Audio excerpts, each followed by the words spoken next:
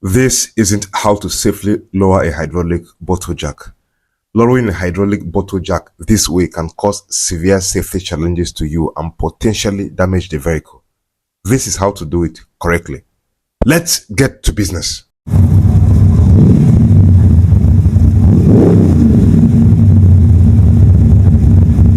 With the hydraulic jack still holding the weight of the vehicle, slowly turn the release valve anti-clockwise.